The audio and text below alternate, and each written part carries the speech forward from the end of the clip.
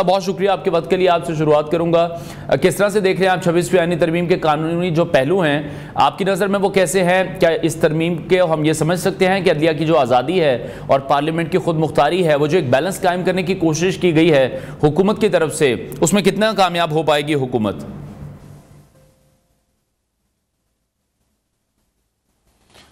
बिस्मिल्लाहिर्रहमानिर्रहीम। अनवार, आपका बहुत शुक्रिया कि आपने मौका दिया।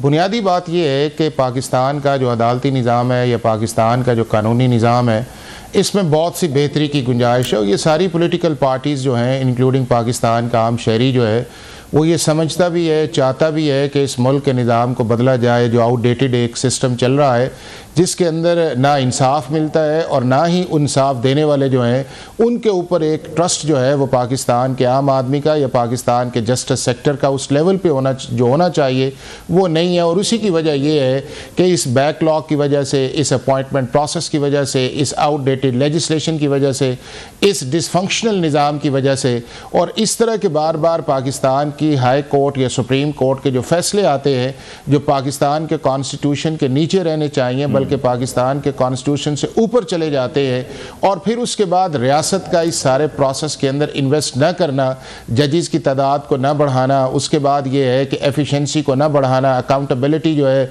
उसके ऊपर जो है वो वीक लेजिस्लेशन का होना, ये सारे वो ऐसे फैक्टर्स हैं कि जिसके अंदर जाके पाकिस्तान की अदालत जो है या पाकिस्तान का ये जो अदालती निज़ाम है ये दुनिया में 140 नंबर पे है और साउथ एशिया के अंदर ये लोएस्ट है। हमसे बांग्लादेश, इंडिया, भारत, नेपाल, भूटान, श्रीलंका सब हमसे आगे हैं और ये सबसे लोएस्ट है।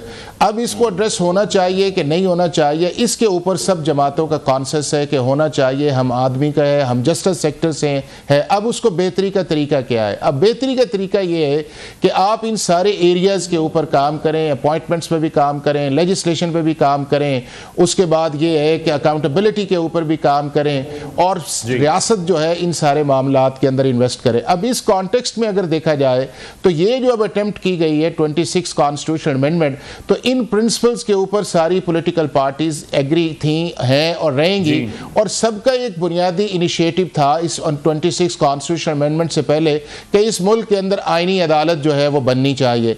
अब उस आईनी अदालत की जब बात आई, चूंकि पॉलिटिकल एग्जिस्टेंस का निगोशिएशंस होने का ना एक प्रॉब्लम है पाकिस्तान के अंदर, तो उस वजह से गवर्नमेंट जो है वो उस प्रोसेस से पीछे हटी और बाकी जो चीज़ें हैं वो ऑपोजिशन की मान ली गई इस चीज़ के अंदर कि जी कॉन्स्टिट्यूशनल बेंच बन जाए, जो मैं समझता हूँ कि एक आइडियल सिचुएशन नहीं है। अगर पाकिस्तान के अंदर आपने जुडिशियल बैकलॉग को एड्रेस करना है तो आपने डिवीजन ऑफ जुरिसडिक्शन जो है उसको लेके आना। और इसमें एहसान साहब हमने ये भी देखा कि जब हम मौलाना फजलुर रहमान का जिक्र करते हैं तो मौलाना फजलुर रहमान का जो किरदार था वो बहुत ज्यादा अहम इसमें रहा है, जिसकी वजूहत हम देख रहे हैं कि हुकूमत को बहुत सारी अमेंडमेंट भी करनी पड़ी है। मैं वापस आपकी तरफ आऊंगा, जहांगीर जदून साहब ने भी हमें ज्वाइन किया है, उनसे भी इस हवाले से मजीद बात करेंगे। जहांगीर साहब आप मैं एक सेकंड कर लूं फिर आप चले जाइएगा, एक सेकंड कर लूं। जी अच्छा, उसमें यह है कि ना ये इंडिपेंडेंस ऑफ जुडिशरी है, ना सेपरेशन ऑफ पावर है और ना इसके अंदर जो है ट्राइकॉटमी ऑफ पावर जो इससे इफेक्ट हुई है।